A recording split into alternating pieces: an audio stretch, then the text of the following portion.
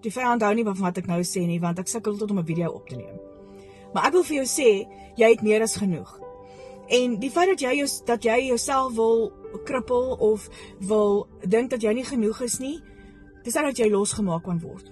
En al wie jou kan losmaak, is Jesus en Jesus alleen. En hy kan jou ten volle vrymaak. En wat vir my nog steeds uitgestaan het, is die feit dat toe die mense sien dat die man ten volle bevry is, en dat hy daar sit, en dat hy ordentlik geklee is, by sy volle sinne, nie meer kranksinnig is nie, wat wou hulle doen? Wie het hulle weggejaag? Hulle wou Jesus weg hê. Hoekom? Want hulle het dit nie verstaan nie. Want hulle het klaar geglo, dat wat hulle gesien het, werklik is, en het so aanvaar.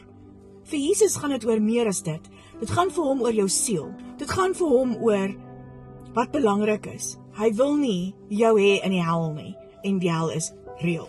So ek wil vandag vir jou sê, maak jou vry.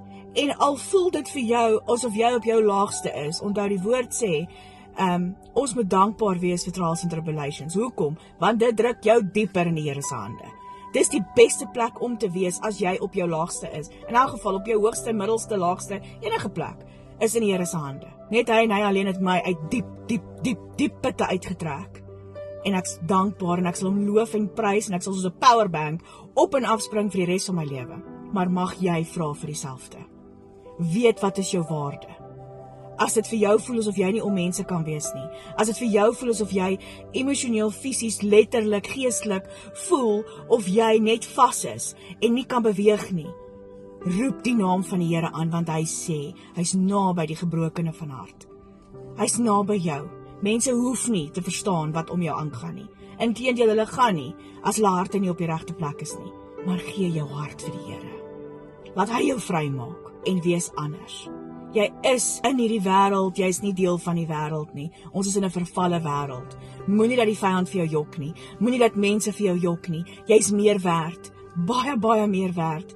Jesus Christus het vir jou aan die kruis gesterf, vir jou en vir my. En dit was 'n bittere, seer, onnodige, swaar prys wat hy betaal het, maar hy het dit betaal, want hy is soveel liewer vir jou en vir my, as wat enige iemand ooit op hierdie aarde kon wees. Al wat jy moet doen is, roep sy naam aan. Roep sy naam aan. Hy sal vir jou daar wees. Hoekom sê ek hy sal?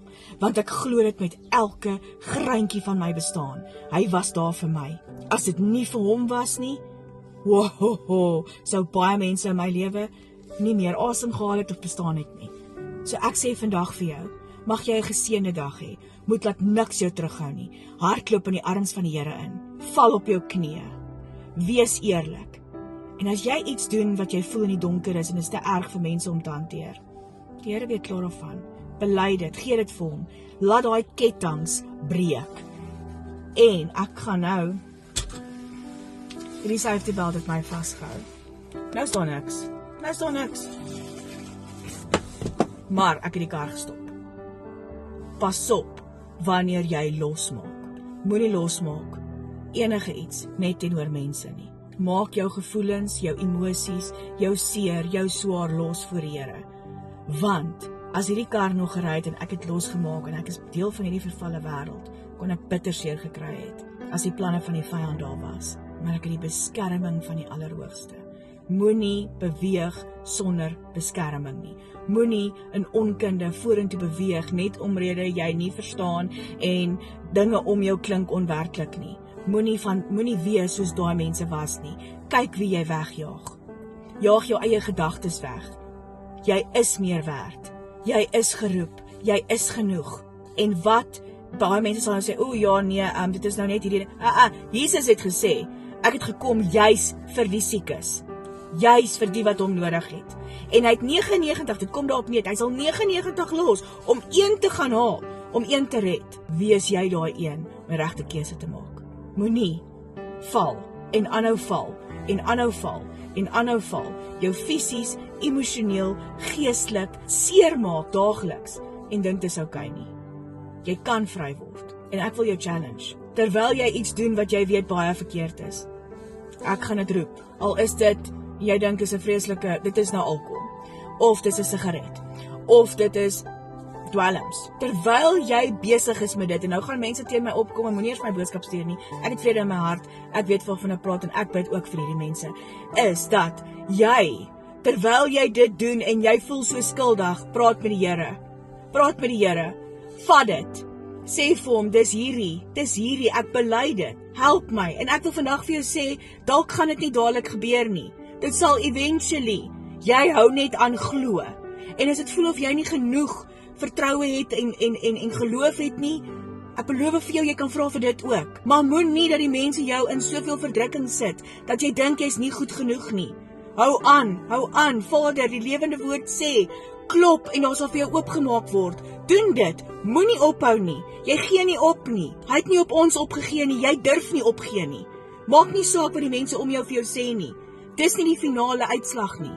Die finale uitslag is die feit dat jy is soveel geliefd en Jesus het vir jou die prys betaal, 'n dodelike harde seer prys. Moenie dit weggooi nie. Praat met hom, vra vir openbaring.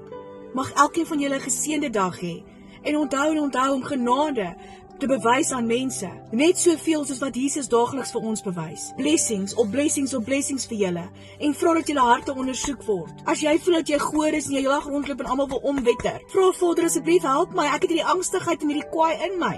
Want onthou, mense maak seer wat seer het. Vergewe die mense, vergewe jouself en loop in vryheid. Leef, moenie net oorleef nie, leef. Jy kan hemel op aarde hê voordat jy jou laaste asem uitblaas. Maar jy gaan dit nie kan hê sonder Jesus nie. Jy het hom nodig en dis 'n feit. Blessings vir julle. Ek hou nie op bid nie. Love you all. Lekker dag.